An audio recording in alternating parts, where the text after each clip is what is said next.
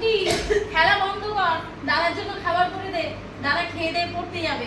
যাচ্ছি মা, ভালো যাচ্ছে।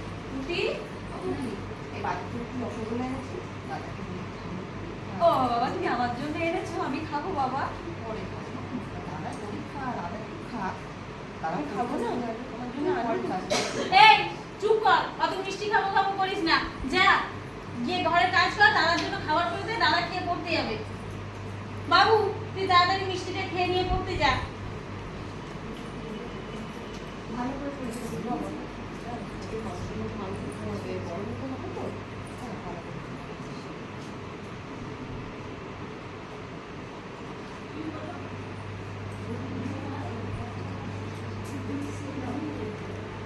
কি গো পুটির মা, কি করছো?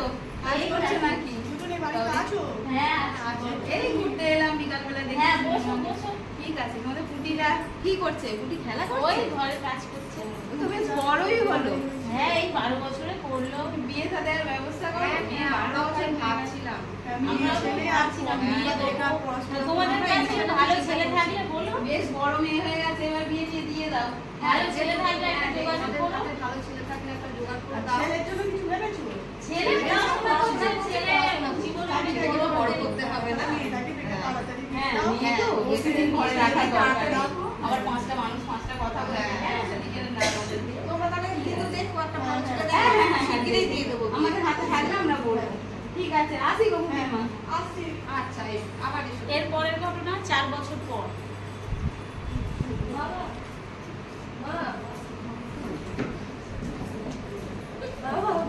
বলো বলো। খবর আছে, চাকরি আমি পেয়ে গেছি। আমার জীবন ধন্য। খুব আমার ভালো জীবন হয়েছে, খুব ধন্য। ভালো আমি তোমায় বড় করে এটাই তো দিয়েছি, চেয়েছিলাম। জীবনে বড় মানুষের কাজ মতো করো। মানুষ হওয়া, মা, মানুষের বাবা। মতো। বলো বলো। কি হয়েছে? কি হয়েছে? আমি তোমাদের বারবার বারণ করেছিলাম, আমার এক্ষুনি বিয়ে দিও না, এক্ষুনি বিয়ে দিও না, আমাকেও দাদার মতো পড়তে দাও, আমাকেও দাদার মতো পড়তে দাও।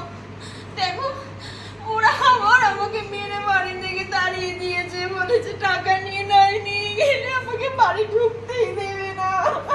আমি তো শুধু অনেক বড় ভুল করেছি। আমাদের উচিত ছিল তোকে দাদার মতো পড়াশোনা শিখিয়ে মানুষের মতো মানুষ করা। আমরা নিজের জীবনে তোর জীবনটা নিজের হাতে ধ্বংসের মুখে ঠেলে দিয়েছি। তুই আমাকে ক্ষমা কর। মা, আমাদের ক্ষমা করে দে, ক্ষমা করে দে। নমস্কার। আমরা মেয়ের বাবা মা হিসাবে আপনাদের সবার কাছে অনুরোধ করছি, আমাদের পুটির যে অবস্থা হলো, আপনারা দয়া করে আপনাদের বিয়ে কন্যা দিয়ে সন্তানদের সঙ্গে আপনাদের- এরকম অপরাধ করবেন না। ওদেরও বাঁচার অধিকার আছে, ওদেরকেও জীবনে বড় হতে দিন। আমাদের